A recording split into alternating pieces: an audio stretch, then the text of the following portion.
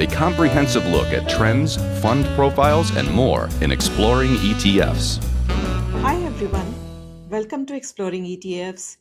I'm Neena Mishra, and today we are talking about Japanese stocks that are surging to all time highs. And they surged yesterday, and the yen weakened. Bond yields rose on reports that Prime Minister Sane Takaichi may call snap elections soon. So we should remember a weaker yen benefits Japanese exporters, and Japan is an export based economy. And Prime Minister Takaichi's approval ratings are very high. So her party is expected to gain seats in the event of any early election.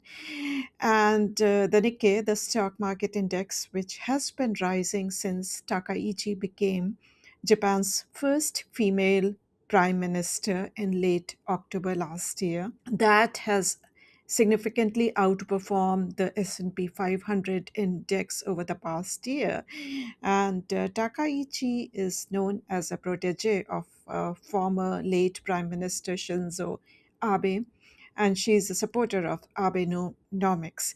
So investors are hopeful that she will introduce aggressive fiscal spending, increased defense spending, and tax cut to support economic growth. And she has also pledged to boost investment in high growth areas, including AI and semiconductors. So, overall, her policies are supportive of Japanese equities, and that is why the market is optimistic about the so called Takaichi trade. And in fact, the stock market, the Japanese stock market, was already performing quite well before elections for many reasons, including improved corporate governance, more shareholder friendly policies that have attracted global investors to Japan. So the country is also witnessing strong reflationary trend with growth, wages and prices all on the rise. And there are some concerns about a potential bubble and in Nvidia and other AI beneficiaries that have led some investors to look to Japan, where valuations are more reasonable relative to the US. And at the same time, Japanese technology stocks were among the best performers, and as they continue to benefit from AI enthusiasm, given the country's important role in global technology supply chains. And last but not the least, Warren Buffett's endorsement has also supported Japanese stocks. So the Oracle of Omaha began investing in five Japanese trading houses in 2019, and he has compared their diversified business models to Berkshire Hathaway itself. He has continued to increase his stake, and he hedges currency risks, uh, particularly since the yen has continued to weaken. So, that hedging of currency has also benefited his investments. So, the value of his positions recently topped $30 billion. And earlier last year, he told shareholders that Berkshire will hold these investments for 50 years or forever. Now, let's take a look at three um, Japanese ETFs, which are quite different from one another. So, the first one I'm highlighting is the WisdomTree Japan Hedged Equity Fund. This holds dividend paying exporters and hedges the currency risk. It follows a dividend weighting scheme, and I like this ETF because of its quality tilt, because it invests in dividend paying stocks.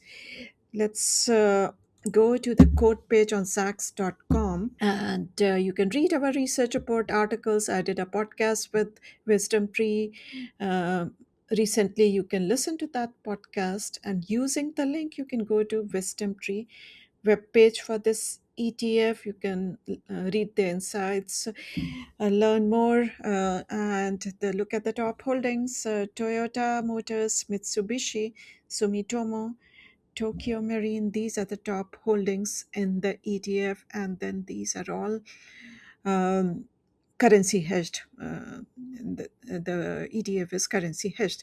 Another ETF which is quite interesting by WisdomTree, and this was actually a small cap ETF earlier, and in July last year they changed the index for this ETF. It is now the WisdomTree Japan Opportunities Fund, and I'll find it interesting because this assigns about 45% of its weight to the so-called Buffett basket, which comprises Buffett's investment in the five Japanese trading houses, and this follows a dynamic currency hedging scheme. So you can take a look at this ETF as well. Now, the second ETF that I'm highlighting is the most popular Japan ETF by iShares. This follows a market cap weighting scheme for large and mid cap Japanese companies, 49 basis points expense ratio, 16.8 billion in assets. And again, you can go to the webpage on Zacks.com, and using the link you can go to EWJ webpage on iShares, and you will see similar holdings, but these are not currency hedged. The third ETF that I'm highlighting is the cheapest, so that's why I'm highlighting it here. It's by Franklin FTSE Japan Hedged ETF FLJH. And in fact, Franklin offers an unhedged version to FLJP that also has the same expense ratio of 9 basis points. 120, the hedged version has 120 million in assets, the unhedged version has more assets. But you can learn more about these ETFs also by going to their web pages using the link on Zacks.com. So this is the unhedged version. This is the portfolio. So you will see similar holdings but unhedged. And this is the hedge version, FLJH. So you will see in the portfolio those holdings and those all those currency contracts which show currency hedging.